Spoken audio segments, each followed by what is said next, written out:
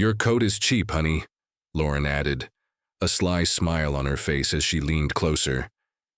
In a split second, her hand slapped Alita Brooks across the cheek, a slap that silenced the room. There was a gasp, but Alita's eyes burned with defiance. This was no ordinary confrontation. It was a clash of prejudice and power, where a young black woman, hiding her true identity as a corporate tycoon, faced brutal discrimination. Will her silence break their arrogance? What happens when the truth explodes in the boardroom? Stay tuned to see justice served in ways you never expected. If this has caught your attention, hit the subscribe button to see our latest stories. And leave a comment. Where are you watching? Don't miss how Alita turns the tables. Stay until the end. The glass doors of Pinnacle Properties Atlanta headquarters parted with a whisper, their sleek panels catching the morning sun as Alita Brooks stepped into the lobby. At 28, she moved with the poise of someone who'd long mastered the art of presence, shoulders squared, chin lifted, her tailored navy blazer hugging her frame like armor. Her stilettos struck the polished quartz floor in a steady rhythm, each click a quiet declaration of intent.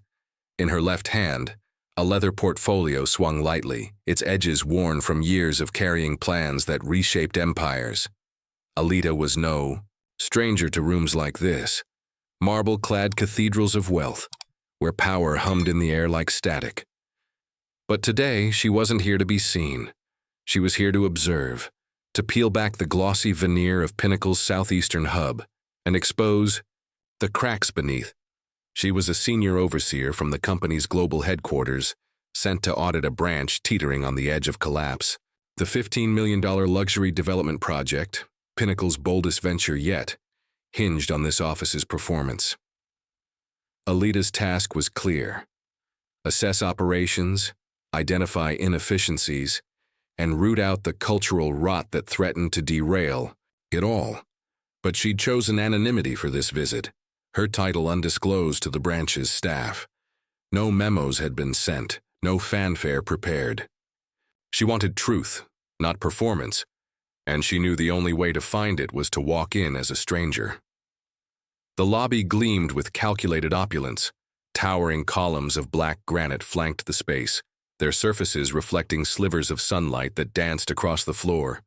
A faint scent of jasmine lingered, piped in through invisible vents, masking the sterile edge of corporate ambition. Employees in crisp suits darted past, their lanyards swinging, their conversations a low buzz of deals and deadlines. Alita's eyes swept the room, cataloging details with the precision of a hawk. The receptionist's desk, a crescent of frosted glass, the security guard's post near the elevators, the digital directory flashing names of executives who thought they ran the world. She felt the weight of eyes on her, brief, probing glances that lingered too long on her dark skin, her tightly coiled hair pulled into a flawless bun.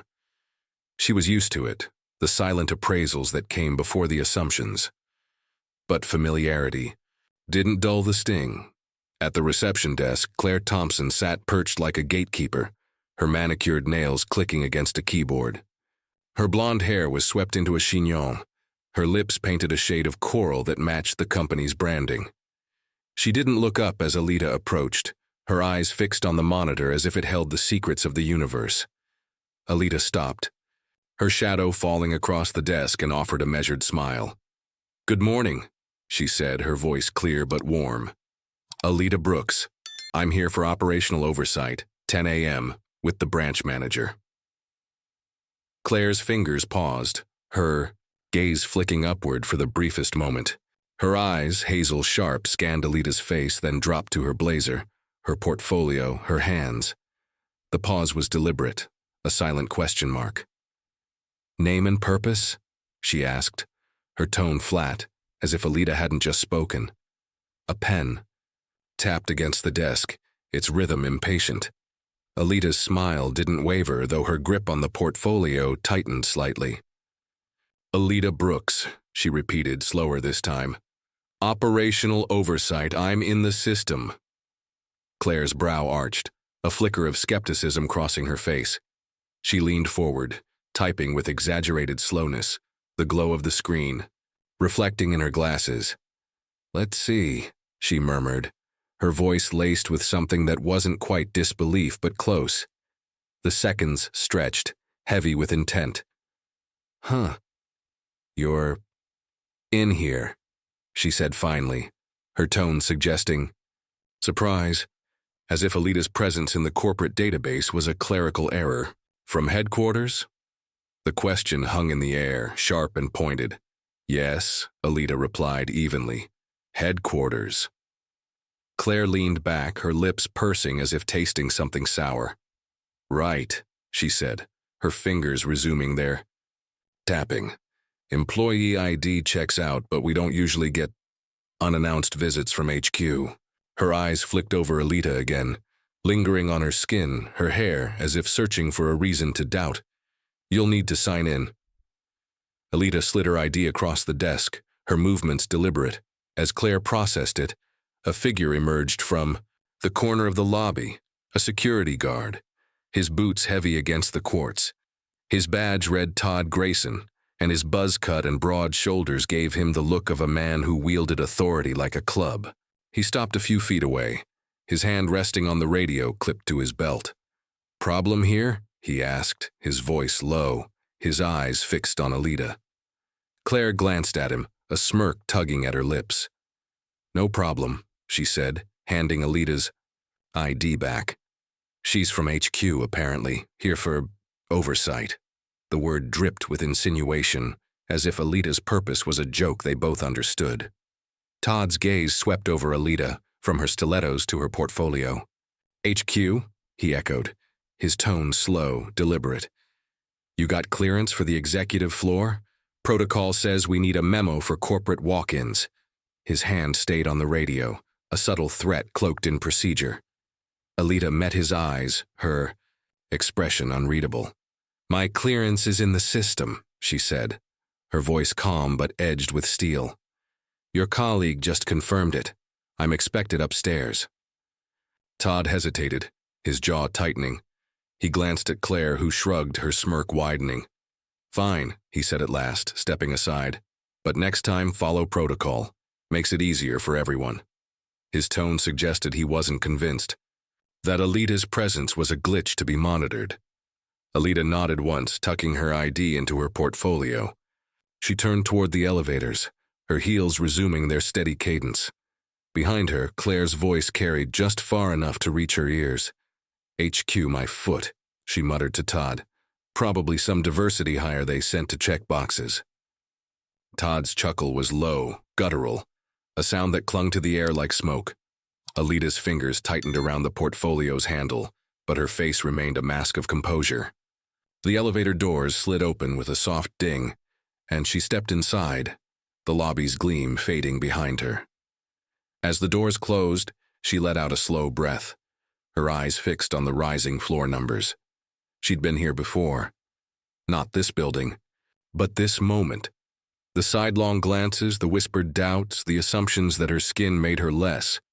Each one was a spark, and Alita was a woman who knew how to turn sparks into fire. She wasn't here to play their game. She was here to change it. The elevator hummed, carrying her toward the executive floor. In her mind, she saw the branch's files, turnover rates spiking, complaints buried, a $15 million project teetering on the edge of failure. She saw the faces in the lobby, the weight of their judgment, the fragility of their assumptions, and she saw herself not as they did, but as she was, a force they'd never see coming. The doors opened, and Alita stepped out, her shadow stretching long across the corridor. The game had begun. The elevator doors slid shut behind Alita Brooks, sealing her off from the lobby's polished pretense and the venomous whispers of Claire and Todd. The hum of the ascent was a brief reprieve, a moment to steady her breath and sharpen her focus. At 28, Alita was no stranger to the weight of judgment. She'd carried it like a second skin through boardrooms and backrooms alike. But here, in the Atlanta branch of Pinnacle Properties, that weight felt heavier, laced with a hostility that clung to the air like damp rot. She was a senior overseer from global headquarters, sent to dissect a failing branch and save a $15 million luxury development from collapse. Her role was a secret, her arrival unannounced. She wanted raw truth, not rehearsed deference, and the lobby had already delivered a bitter taste of what she'd find. The elevator opened onto the 10th floor, a corridor of frosted glass and muted grays that led to the records room. Alita's stilettos clicked against the hardwood, each step a metronome of purpose. Her leather portfolio swung lightly in her hand, its contents, notes, access codes, and a mandate from the CEO. Her weapons in a battle no one here knew was coming. The records room was tucked at the hallway's end, its door unmarked save for a small brass plaque. She swiped her ID, and the lock clicked open, releasing a faint whiff of paper dust and ink. Inside, the room was a fortress of data. Steel filing cabinets lined the walls, their drawers stuffed with years of financial reports, employee files, and buried complaints. A single table sat in the center, flanked by 2 monitors and a stack of binders. The fluorescent lights buzzed faintly, casting a sterile glow over the space. Alita set her portfolio down and began. She wasn't here to skim. She was here to excavate. Every misstep, every cover-up, every reason this branch was bleeding talent and teetering on ruin. Her fingers moved with surgical precision, pulling files, cross-referencing spreadsheets and logging discrepancies. On her tablet, the numbers told a story. Turnover rates spiking at 30% last quarter, client retention slipping, and a $2 million budget overrun on the development project. But the employee files whispered something darker. Complaints of favoritism, ignored harassment claims, and a pattern of minority staff being passed over for promotions. Alita's jaw tightened as she read a dismissed report from a junior analyst, a black woman, who'd flagged hostile workplace behavior, only to be reassigned to a dead-end role. The pattern was clear. This wasn't just mismanagement. It was malice. Outside, the branch hummed with mid-morning activity, oblivious to the storm brewing in the records room. But Alita wasn't invisible for long. The lobby's gossip had taken root, spreading like wildfire through Slack channels and coffee break whispers. Claire's muttered diversity hire had morphed into a narrative, passed from cubicle to cubicle. Some woman from HQ, a marketing assistant said, stirring her latte. Bet she's just here to fill a quota. A sales rep smirked, leaning over a partition.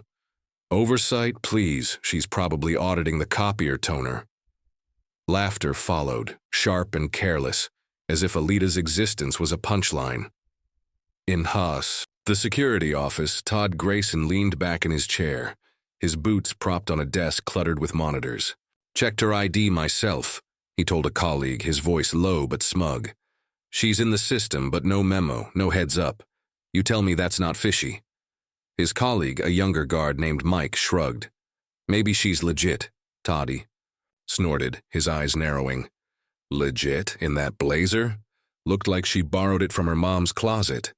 Mike laughed, and Todd's hand lingered on his radio, as if Alita might still be a problem to solve. Back in the records room, Alita felt the weight of their scrutiny through the walls. The door's small window offered a sliver of the hallway, where shadows moved, employees passing, pausing, peering in. She caught a glimpse of a woman in a pencil skirt, her head tilted as she whispered to a colleague. Their eyes flicked toward the door, then away, their laughter muffled but unmistakable. Alita's pulse quickened, not from fear but from recognition. She'd been here before, in spaces where her presence was a riddle no one wanted to solve. Her dark skin, her youth, her quiet authority, they weren't just noticed. They were dissected, doubted, dismissed. The door creaked open and Alita's eyes snapped up. Todd stood in the frame, his bulk filling the doorway. Just checking, he said, his tone casual but his gaze anything but. You finding everything? 'Kay? His eyes swept the room, lingering on the open files, the glowing tablet. It wasn't a question. It was a probe. Everything's in order, Alita replied, her voice cool, her hands still on the keyboard. She didn't look away, meeting his stare with a calm that made his jaw twitch. Good, he said, lingering a beat too long. We keep things tight around here. Don't like surprises. He tapped his radio, a subtle flex, then backed out, the door swinging shut behind him. Alita exhaled, her fingers resuming their work, but the air felt heavier now, charged with spoken warnings. She opened another file, this one a performance review for a senior account manager named Megan Carter. The notes were glowing, promotions, bonuses, team leader, but a flagged email from HR told a different story. 3 complaints of exclusionary behavior, all dismissed as misunderstandings. Alita's lips pressed into a thin. She cross-referenced the name with another file. Lauren Hayes, Megan's colleague, with a similar trail of buried grievances. These weren't just bad apples. They were part of the orchard. By 11:30, Alita's tablet was a map of the branch's sins. Financial leaks, cultural decay, and a leadership that turned a blind eye. She leaned back, her eyes burning from the screen's glare. The records room was silent, but the building's pulse beat around her. Phones ringing, heels clicking, voices murmuring. The gossip had spread to the executive floor, where a department head, Richard Holt, caught wind from a passing assistant. "Who's this Brooks woman?" he asked, his brow furrowing. "No one told me about an audit." The assistant shrugged. "Claire says she's some corporate plant. Probably won't last a week." Alita checked her watch. Lunch was approaching, and she needed to eat to step into the branch's heart and see its culture in motion. She gathered her portfolio, her movements deliberate, and stood, smoothing her blazer. The records room had given her evidence, but the real test was out there in the open, where masks slipped and truth spilled. She knew what awaited her. More eyes, more whispers, more tests of her resolve. But Alita was no stranger to fire. She was forged in it. As she reached for the door, her phone buzzed, a secure email from Julian Carver, Pinnacle's CEO. "You're cleared for full authority," it read. "Expose what's broken, fix what's worth saving." Alita's lips curved, not quite a smile, but a spark of something fiercer. She stepped into the hallway, the records room's secrets locked behind her, and headed for the cafeteria. The whispers followed, but Alita walked taller, her shadow stretching. Long, they thought they knew her. They were wrong. The cafeteria of Pinnacle Properties' Atlanta branch buzzed with the midday pulse of corporate life, a symphony of clattering trays, murmured deals, and the occasional burst of laughter. Sunlight poured through floor to ceiling. Windows, painting the room in a warm glow that belied the undercurrent of tension Alita Brooks carried as she stepped inside. At 28, she was a shadow in the company's hierarchy, her role as senior overseer from global headquarters a closely guarded secret. Her morning in the records room had unearthed a rotting culture, buried complaints, skewed promotions, a branch choking on its own bias. Now, with her leather portfolio tucked under one arm and her tablet glowing with notes, she sought a moment of respite. But Alita knew better than to expect peace. The whispers that had trailed her from the lobby were here too, coiled like snakes in the chatter. She chose a corner table far from the central hum of executives and assistants.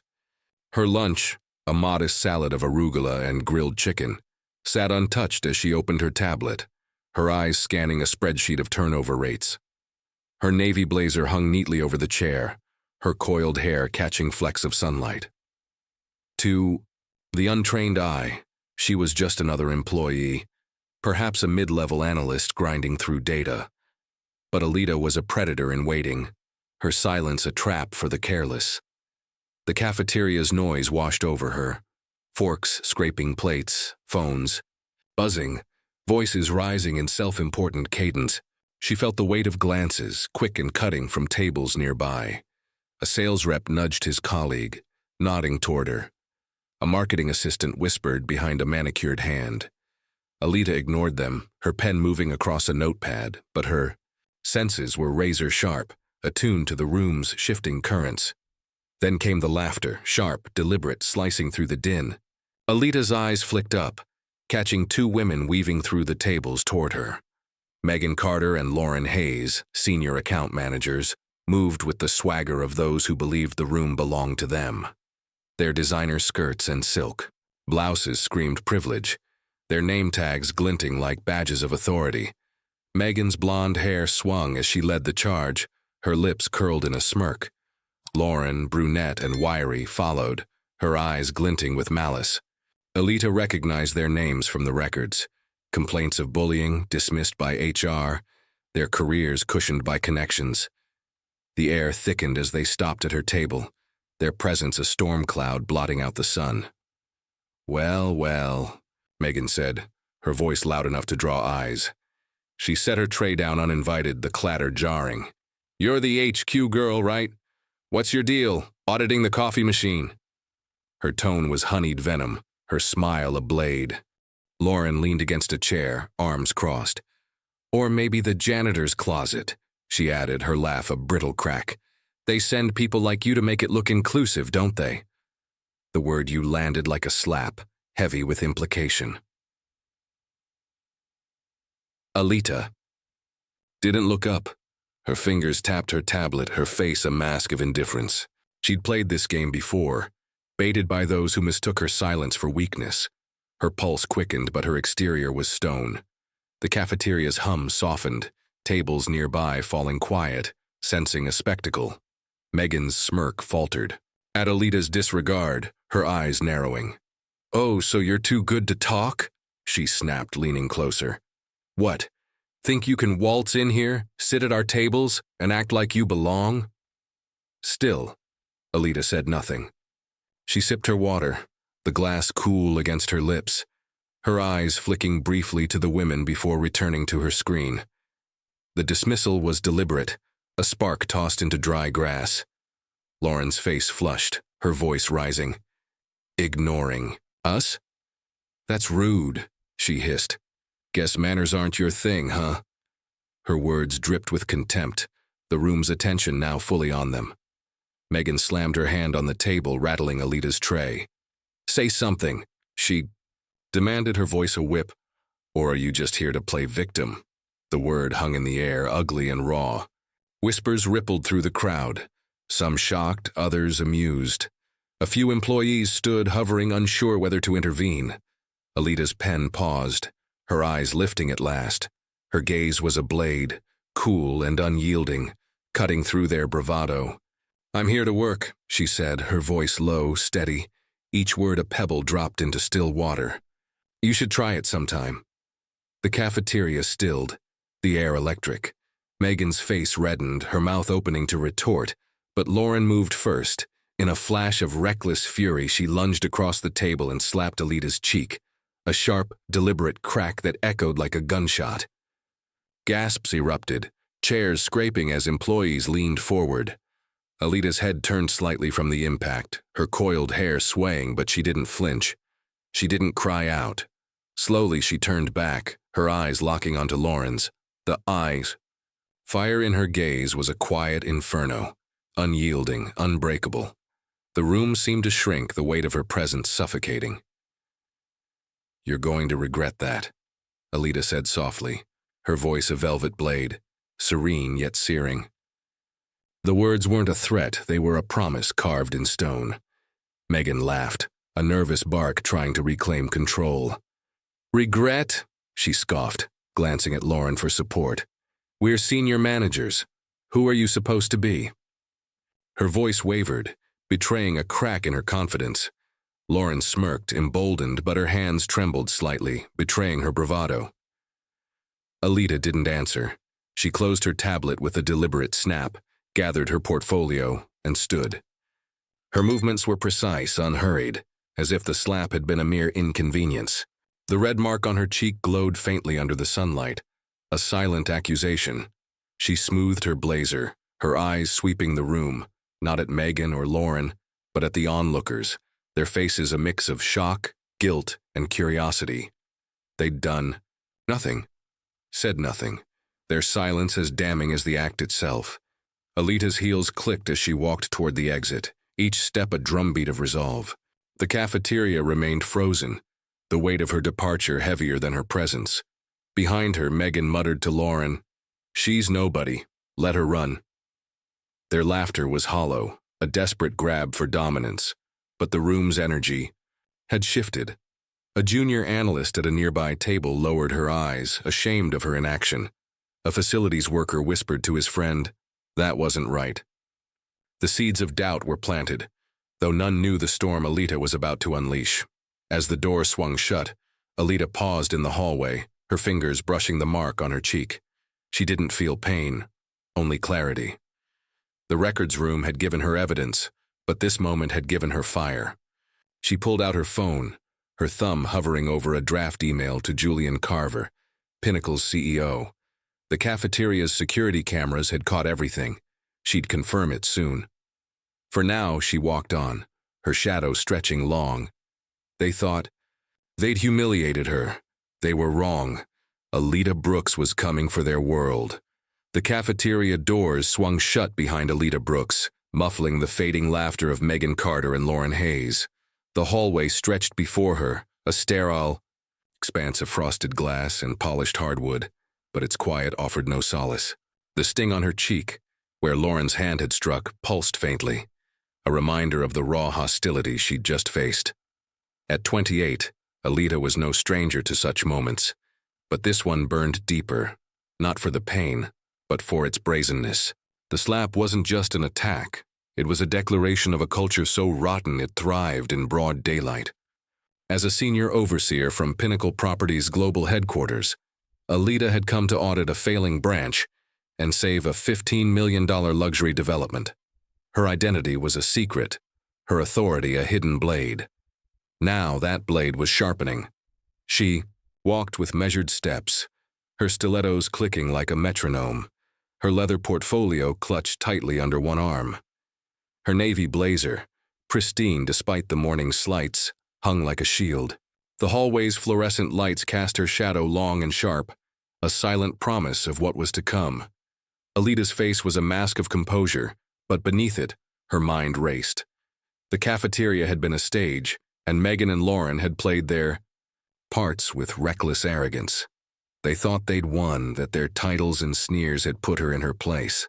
They were wrong. Alita wasn't retreating. She was recalibrating, gathering the threads of evidence that would unravel their world. Her temporary office, a small corner suite on the 12th floor, was a sanctuary of sorts. She swiped her ID, and the door clicked open, releasing a faint scent of cedar and fresh paper. The room was sparse but functional. A glass desk, a single monitor, and a window overlooking Atlanta's skyline, where skyscrapers glittered under the noon sun. Alita set her portfolio down and sank into the leather chair, her fingers brushing the faint red mark on her cheek. She didn't flinch. Pain was temporary. Clarity was eternal. Her tablet glowed as she opened an email from a sympathetic IT staffer named Jamal sent minutes ago. "Cafeteria footage secured," it read with a link to a cloud file. Alita clicked, and the video loaded, crystal clear, unedited. Megan's taunts, Lauren's slap, the crowd's inaction. It was all there. A damning tableau of prejudice and complicity. She leaned back, her eyes narrowing as the footage looped. The audio captured every word. "You think you belong here?" Megan's voice, sharp and mocking. "You're nobody." Lauren's sneer, followed by the crack of her hand. Alita paused the video, freezing on her own face, unyielding, her gaze a quiet fire. This wasn't just evidence, it was a weapon.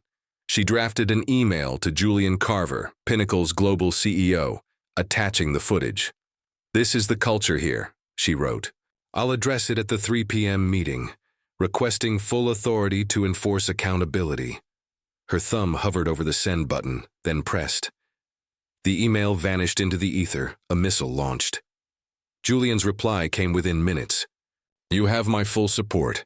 Handle it." Alita's lips curved, not a smile but a spark of resolve. The boardroom would be her battlefield. Downstairs, the cafeteria buzzed with the aftermath. Megan and Lauren lingered at their table, their trays pushed aside, their laughter loud and performative. "Did you see her face?" Megan said, tossing her blonde hair. She practically ran out. Lauren smirked, sipping her iced latte. "Nobody, that's who she is. Probably some intern they dressed up for optics." Their voices carried, drawing nods from nearby colleagues who joined the mockery with cautious chuckles. The gossip spread like wildfire, fueled by the morning's whispers from Claire and Todd. HQ sent a nobody, a sales rep muttered. Bet she's gone by Friday, another replied. The branch's arrogance was a living thing, fed by hierarchy and unchecked power. In the lobby, Claire sat at her reception desk, her coral lipstick freshly applied. She leaned toward Todd, who lounged nearby, his radio crackling. Told you she was trouble, Claire said, her voice low. Storming in like she owns the place, then crying victim in the cafeteria. Todd snorted, his buzz cut catching the E light. I checked her ID. She's in the system, but no way she's HQ material. Probably a diversity hire who got lost. Their laughter was a shared secret, a bond forged in disdain. Neither noticed the security camera overhead. Its red, light blinking, capturing their words for Alita's growing dossier. Up in her office, Alita opened her portfolio, pulling out a printed report from the records room. The numbers were stark: 30% turnover, $2 million in overruns, and a trail of buried complaints against Megan, Lauren, and others. She cross-referenced them with HR logs, her pen circling names: Claire Thompson, Todd Grayson, minor players in a larger machine. The cafeteria had been the spark, but the records were the fuel. She checked her watch. 1:45 p.m. The executive meeting, where Julian would arrive to finalize the development deal, was an hour away. Alita stood smoothing her blazer and faced the window. Atlanta's skyline shimmered, a city of ambition and secrets. She saw her reflection in the glass: coiled hair, dark skin, eyes burning with purpose. They thought they'd broken her. They'd only lit the fuse. She sat again, opening her tablet to review the project's financials. The $15 million development was her creation, its funding secured through her late-night calls to private equity firms when banks had balked. She'd restructured debt, negotiated terms, and kept Pinnacle afloat. Yet here, she was a stranger, her worth measured by the color of her skin. The irony was bitter, but it fueled her. She typed a final note to herself: expose the culture, protect the project, change the game. The words anchored her, a mantra for the reckoning ahead. The hallway outside, footsteps passed, employees heading to meetings, unaware of the storm gathering. Alita heard a muffled laugh, a snippet of conversation. That woman in the cafeteria, total overreach. She closed her eyes, letting the words sink in. They weren't just wrong, they were blind. Megan and Lauren, Claire and Todd, the silent bystanders. They all thought power was theirs to wield, but power, Alita knew, wasn't in titles or taunts. It was in truth, and she held it like a blade. She stood, gathering her portfolio and tablet. The clock read 2:15 p.m. The boardroom awaited, a stage where masks would fall. Alita's heels clicked as she left the office, the door closing with a soft thud. The calm was over. The storm was coming, and she was its heart. The double doors of Pinnacle Properties' executive boardroom loomed like the gates of judgment, their mahogany surfaces polished to a mirror's sheen. Inside, the air buzzed with anticipation, a low hum of laptops and murmured strategies as senior managers, department heads, and branch director Richard Holt prepared for the 3 p.m. meeting. The $15 million luxury development project, a glittering prize for Pinnacle's Southeast portfolio, was on the line, and the arrival of Julian Carver, the global CEO, promised to seal its fate. But beneath the surface of corporate ambition, a storm was breaking, and Alita Brooks was its eye. She stood outside the doors, her navy blazer pristine, her leather portfolio a quiet weight in her hand, the faint red mark on her cheek, Lauren's, slap from the cafeteria, glowed like a battle scar under the hallway's fluorescent lights. At 28, Alita was a senior overseer from headquarters, her true role concealed until this moment. The morning's humiliations, Claire's sneers, Todd's suspicion, Megan and Lauren's assault, had forged her resolve into something diamond hard. She wasn't here to participate in the meeting. She was here to redefine it. Her tablet, tucked inside her portfolio, held the cafeteria footage, a digital guillotine ready to fall. Julian's email, "You have my full support," burned in her mind, a mandate to wield her authority without mercy. The doors parted, and Alita stepped. Inside, her stilettos clicking against the hardwood floor. The room was a cathedral of power. A long mahogany table flanked by leather chairs, digital projectors casting financial projections across a far wall, and floor-to-ceiling windows framing Atlanta's skyline. 24 faces turned, their expressions a mix of curiosity and indifference. Richard Holt, mid-sentence at the head of the table, faltered, his tie slightly askew. Megan Carter and Lauren Hayes sat near the back, their designer skirts pressed, their smirks lingering from the cafeteria's triumph. Claire Thompson, invited to take minutes, clutched a notepad, her coral lipstick stark against her paling face. Todd Grayson stood by the door, his security badge glinting, his eyes narrowing as Alita entered. Richard cleared his throat, recovering. "Everyone," he said, his voice tight. "We're joined by Alita Brooks from headquarters here for operational oversight and to co-present the development strategy with Mr. Carver." The words landed unevenly, ripples of confusion spreading. Megan's smirk froze, her eyes darting to Lauren, who gripped her pen tighter. Claire's pen slipped, clattering softly. Todd shifted, his hand brushing his radio as if Alita's presence still demanded containment. Before anyone could respond, the doors swung open again and Julian Carver strode in. His silver hair gleamed, his tailored suit a silent command. The room snapped to attention, chairs creaking as postures straightened. Julian's presence was gravity itself, pulling every eye to him, except Alita's. She stood steady, her gaze fixed on the table, a general awaiting her moment. Julian stopped beside her, his voice warm but ironclad. "Good afternoon," he said, scanning the room. "Alita Brooks isn't just an overseer. She's the architect of this project's survival. When our lenders pulled out last quarter, she secured $10 million in private equity to keep us afloat. She's here to ensure this branch aligns with Pinnacle's vision and its values." A murmur swept the room, shock mingling with disbelief. Megan's face drained of color, her lips parting. Lauren's pen snapped in her hand, a faint crack echoing. Claire stared at her notepad, her knuckles white. Todd's hand fell from his radio, his jaw slack. Alita stepped forward, her portfolio opening with a deliberate snap. "Thank you." "Julian," she said, her voice clear, cutting through the tension like a blade. "Before we discuss the project, we need to address something else." She tapped her tablet and the projector flickered, replaced by the cafeteria footage. Sharp, unforgiving. Megan's taunts, "You think you belong here?" blared through the speakers. Lauren's slap followed, the crack reverberating. The crowd's silence, their inaction, was a silent accomplice. The room froze, breaths held. Richard's face hardened, his eyes flicking to Julian. A senior manager coughed, shifting uncomfortably. Alita's voice was steady, each word a hammer. "This is your branch's culture," she said, pausing the footage on her own unflinching gaze. "Racial slurs, physical assault, complicity in plain sight." She turned to Megan and Lauren, their faces now ashen. "You called me nobody. You were wrong." Her eyes swept to Claire and Todd. "And you fueled it, questioning my legitimacy, spreading lies." Julian leaned forward, his voice steel. "Pinnacle has zero tolerance for this. Ms. Brooks has my authority to enforce accountability." He nodded to Alita, ceding the floor.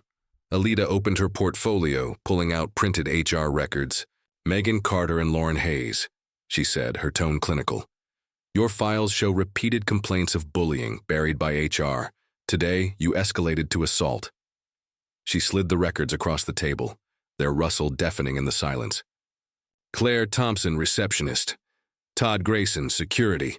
You verified my credentials but chose to slander me, assuming I didn't belong." She tapped her tablet, projecting their logged infractions, Claire's dismissive emails, Todd's recorded gossip. Megan stammered, her voice shrill. "We didn't know who you were." Her hands trembled, her earlier bravado crumbling. Alita's gaze locked onto hers, unyielding. "You didn't need to know to treat me like a human," she said, her voice a quiet blade. "You chose hate because of my skin. That's not a mistake. It's a mindset." Lauren's face crumpled, her eyes darting for allies, finding none. Claire's notepad shook in her hands. Todd stared at the floor, his badge a hollow symbol. Julian's voice cut through. "Megan Carter and Lauren Hayes, you're terminated, effective immediately. Your actions violate our code and endanger our reputation." He nodded to Todd, who hesitated, then opened the door. 2 HR representatives entered, their faces grim.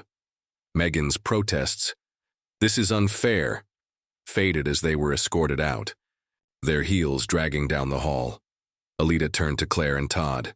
"Your roles were subtler, but no less toxic. You're suspended for 2 months pending ethics training. Prove you can change or you're gone." Claire's eyes welled, her nod shaky. Todd muttered, "I was just doing my job," but his voice cracked, shame seeping through. Richard stood, his face pale. This is unacceptable," he said, glancing at Julian. "We'll cooperate fully with Ms. Brooks's audit." Julian's eyes were cold. "This branch's failure isn't just financial, it's moral. Alita will oversee the restructuring. No one is exempt." The room sat in stunned silence, the weight of Alita's authority settling like ash. She closed her portfolio, her gaze sweeping the table. They'd underestimated her, mocked her, struck her. Now they saw her, a force they'd never unsee. The boardroom doors closed with a dull thud, sealing off the echoes of Megan Carter and Lauren Hayes' protests as they were escorted from Pinnacle Properties' Atlanta headquarters. The air inside the mahogany-clad chamber was thick, charged, with the aftershock of Alita Brooks's revelation. At 28, she stood at the head of the table, her navy blazer a silent banner of authority, her leather portfolio closed like a verdict delivered. The faint red mark on her cheek, Lauren's Cafeteria slap, glowed under the fluorescent lights, a badge of the battle she'd won. As a senior overseer from global headquarters, Alita had unveiled her true power, exposing a toxic culture with surgical precision. The Cafeteria footage, HR records, and her own unshakable presence had dismantled the arrogance of her antagonists. Now the room, filled with senior managers, department heads, and branch director Richard Holt, sat in stunned silence, grappling with the new reality. Julian Carver, Pinnacle's global CEO, stood beside Alita, his silver hair catching the light, his tailored suit a quiet emblem of command. His voice, when he spoke, was a blade sheathed in velvet. "Megan Carter and Lauren Hayes are terminated," he reiterated, his gaze sweeping the table. "Their actions, racial slurs, physical assault, aren't just violations. They're a betrayal of Pinnacle's values and a threat to our future." His eyes lingered on Richard, whose face was pale, his tie now a crumpled knot. "Ms. Brooks has my full authority to enforce accountability. No one is above scrutiny." Alita's voice followed, clear and unyielding. "This isn't about vengeance," she said, her words slicing through the room's tension. "It's about truth." She opened her portfolio, revealing a stack of printed reports, HR logs, complaint histories, and security transcripts. "Claire Thompson and Todd Grayson, your roles were less overt but no less damaging." She turned to Claire, seated at the table's edge, her notepad trembling in her hands. "You verified my credentials but spread lies, assuming I didn't belong." Her gaze shifted to Todd, stationed by the door, his security badge now a hollow symbol. "You questioned my presence, mocked me to colleagues, and enabled a hostile environment." Claire's coral lipstick stood out against her ashen face, her eyes welling. I didn't mean," she stammered, but Alita raised a hand, silencing her with a look. "You meant every word," Alita said, her voice steady but razor-sharp. "You're both suspended for 2 months, effective immediately. Your reinstatement depends on mandatory ethics training and documented efforts to rectify your behavior. Fail and you're out." Todd's jaw clenched, his mutter, "I was just following protocol." Barely audible. His eyes dropped to the floor, shame creeping into his posture. Claire nodded shakily, a tear spilling onto her notepad, smudging. Her meticulous minutes. The room's silence was a living thing, heavy and crawling. Senior managers shifted in their leather chairs, their laptops forgotten, their faces a gallery of discomfort and dread. A marketing director, Ellen, cleared her throat, her voice tentative. "Ms. Brooks, we didn't know about the cafeteria incident. If we had..." "You knew enough," Alita cut in, her gaze piercing. "You knew about the turnover, the complaints, the culture that let this fester. Silence is complicity." Her words landed like stones, and Ellen shrank back, her protest dying unspoken. Richard stood, his hands raised in a gesture of appeasement. "Alita, Julian will cooperate fully," he said, his voice strained. "This branch will make it right." Julian's response was cold. "You've had years to make it right, Richard. This branch's failure isn't just financial, it's moral. Alita's audit will continue, and every employee, from the C-suite to the front desk, will be held to the same standard." He turned to Alita, his nod a signal to proceed. Alita tapped her tablet, projecting a new slide, a timeline of her audit plan. "Starting tomorrow," she said, "we'll implement anonymous feedback systems, mandatory diversity training, and performance reviews tied to integrity, not just results. The $15 million project is secure, thanks to my team's work, but its success depends on a culture that doesn't sabotage itself." Her eyes swept the room, lingering on each face. "You're either part of the solution or part of the problem. Choose wisely." Outside the boardroom, the branch churned with the news. Megan and Lauren, escorted by HR, stood in the lobby, their designer bags clutched tightly. "This is unfair," Megan snapped, her voice echoing off the quartz floor. "We didn't." "No, she was important." The HR representative, a stern woman named Carla, handed them termination letters, her expression unyielding. "Your actions weren't about her title," Carla said. "They were about your character." Lauren's face crumpled, her earlier bravado gone. As they were led to the exit, employees watched from cubicles, their whispers now tinged with fear rather than mockery. Claire remained in the boardroom, her suspension sinking in. She stood gathering her notepad and approached Alita hesitantly. "I'm sorry," she whispered, her voice breaking. "I didn't think." Alita's gaze was steady, not cruel but uncompromising. "Think now," she said. "You have 2 months to prove it." Claire nodded, fleeing the room, her heels clicking frantically. Todd, still by the door, caught Alita's eye. "I didn't mean harm," he said, his voice low. Alita's response was curt. "You did harm. Fix it, or don't come back." He swallowed, nodding, and slipped out, his badge a weight he no longer carried lightly. The boardroom emptied slowly, managers filing out with bowed heads, their confidence shattered. Richard lingered, approaching Julian. "What's next?" he asked, his voice hollow. Julian's reply was blunt. "Follow Alita's lead or step aside." Richard nodded, retreating, his authority fraying at the edges. Alita stood alone by the projector, her tablet dark, her portfolio closed. The Atlanta skyline shimmered beyond the windows, a city of ambition and reckoning. She touched the mark. On her cheek, no longer stinging but a reminder of why she was here. The cafeteria had been a spark, the records room fuel, the boardroom ablaze. Megan and Lauren were gone, their careers ash. Claire and Todd faced a crossroads, their fates uncertain. The branch, for the first time, felt the weight of accountability, a weight Alita wielded with precision. She gathered her things, her movements deliberate. The meeting had ended, but her work was just beginning. The branch's culture was a wound, and she was the surgeon. As she walked toward the door, her shadow stretched across the mahogany table, a silent promise. No one would underestimate her. Again, the storm had broken, and justice at last was delivered. The Atlanta skyline shimmered under the late August sun, its glass towers reflecting a city reborn in ambition and possibility. 2 months had passed since Alita Brooks stood in Pinnacle Properties boardroom, her voice a blade that carved through a toxic culture.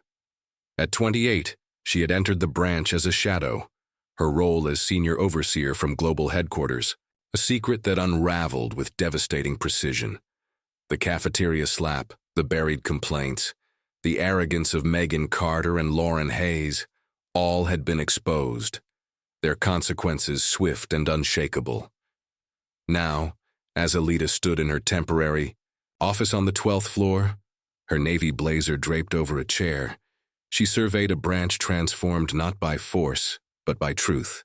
The $15 million luxury development project, her creation, was on track, but her true victory lay in the quieter shifts, the faces in the halls, the voices now heard, the culture beginning to heal. The boardroom reckoning had been a spark, igniting changes that rippled through Pinnacle's Atlanta branch like a tide. Alita's audit, relentless and thorough, had unearthed a decade of neglect, favoritism, silenced grievances, and a hierarchy that rewarded loyalty over merit. She implemented anonymous feedback systems, allowing junior staff to report issues without fear. Mandatory diversity training, led by external consultants, forced managers to confront their biases in raw, uncomfortable sessions. Promotions were redefined, tied to integrity metrics as much as revenue, elevating names once overlooked. A Black facilities coordinator now led operations. A Latina analyst joined the project team. Turnover plummeted from 30% to 12%. Client satisfaction soared, and the development project launched on schedule, earning Pinnacle a glowing Forbes feature on inclusive leadership. Alita's name was in the article, but she didn't read it. Her focus was the work, not the praise. The lobby, once a gauntlet of sneers, felt different now. The quartz floor still gleamed. The jasmine scent still lingered, but the air was lighter, unburdened by unspoken judgments. A new receptionist, a young man named Marcus, greeted employees. With warmth, his training manual open beside him. Alita passed through daily, her stilettos clicking, her leather portfolio a familiar sight.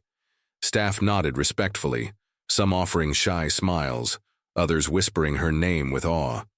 A junior analyst, emboldened by Alita's reforms, had thanked her in the elevator, her voice trembling. "I feel safe here now." Alita's response was simple. "You should have always felt safe." But the words stayed with the woman, a spark for her own ambition. Claire Thompson and Todd Grayson, suspended for their roles in Alita's humiliation, had faced a crossroads. Claire, once the receptionist whose coral lipstick masked her disdain, returned after her 2-month suspension a changed woman. Her ethics training, coupled with volunteer work at a community center, had stripped away her complacency. She'd written a public apology, circulated internally, owning her thoughtless assumptions and pledging to amplify marginalized voices. Now reassigned to HR, Claire processed feedback reports with care, her notepad filled with ideas to improve. Inclusivity. She avoided Alita's gaze in the halls, not out of fear but respect, her shame a quiet teacher. Alita noticed her effort but offered no absolution. Change was Claire's burden to prove. Todd, the security guard whose buzz cut and radio once signaled authority, had been slower to shift. His suspension had stung, his initial defensiveness. "I was just doing my job," clinging like a shield. But ethics training and a mentorship program Alita mandated forced him to confront his biases. He volunteered with a youth security academy, teaching de-escalation and bias awareness to trainees, many of them Black and Latino. His first session was stiff, his words halting, but by the end, he'd shared his mistakes, his voice cracking. "I judged someone I shouldn't have." Reinstated as a facilities monitor, Todd patrolled the branch quietly, his radio silent, his eyes meeting Alita's with a nod of acknowledgement. He wasn't redeemed, not fully, but he was trying, and Alita saw it. Megan and Lauren, terminated for their assault and bigotry, had vanished from Pinnacle's orbit. Whispers reached the branch. Megan had taken a low-level sales job in Charlotte, her designer skirts traded for off-the-rack blouses. Lauren, humiliated by her LinkedIn profile's sudden silence, had moved to a small town, her career in ruins. Their absence was a warning, etched into the branch's memory. Employees who once laughed at their taunts now spoke in hushed tones. Wary of crossing lines Alita had redrawn. The cafeteria, where the slap had echoed, was quieter now, its tables filled with conversations about projects, not gossip. A facilities worker, once silent, now led a team lunch, her laughter free. Alita's office, a glass-walled haven, was a hub of her revolution. Her tablet glowed with metrics, project milestones, employee engagement scores, audit updates. She worked late, her coiled hair loosened, her sleeves rolled up. Her $10 million equity deal, secured to save the project, had cemented her legacy. But she didn't dwell on it. Instead, she met with staff unannounced, asking questions that pierced. Through platitudes. What's stopping you from thriving? A young black intern, inspired by Alita's presence, confided her dream of leading a project. Alita handed her a mentorship program flyer, her voice firm. Start here. You're ready. The intern's eyes shone, a mirror of Alita's own. One evening, as the sun dipped below the skyline, Julian Carver visited her office.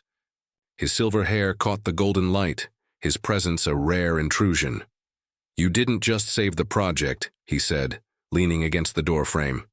You saved this company from itself. His voice held a rare warmth, reserved for those who'd earned it. Alita stood by the window, her eyes on the city's flickering lights. I didn't save it, she said, her voice soft but resolute. I showed it what it could be. She turned, her gaze meeting his. The work's not done. Julian nodded, a faint smile breaking his stoic facade. It never is. But you've set the course. He left, the door clicking shut, leaving Alita with her thoughts. She returned to the window, her reflection merging with the city beyond. The branch below hummed with new energy. Cubicles alive with ideas, hallways free of whispers. Marcus greeted a new hire, a black woman with a spark in her eyes, her stride confident as she crossed the lobby. Alita saw her, a flicker of herself, and knew the path was clearer now. The mark on her cheek had faded, but its lesson endured. Power wasn't in titles or taunts, but in the courage to demand change. As dusk settled, Alita gathered her portfolio, her tablet dark. She'd leave Atlanta soon, her audit complete, but her impact would linger. The branch was no longer a battlefield. It was a foundation, built on accountability and hope.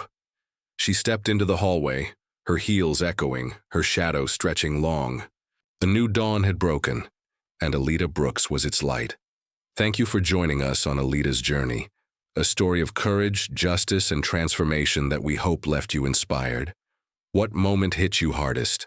Was it the cafeteria clash, the boardroom reckoning, or the quiet dawn of change? Drop your thoughts in the comments and let us know where you're listening from. Your voice matters. We're grateful for every one of you who shared this ride with us, and we can't wait to bring you more stories that spark, challenge, and uplift.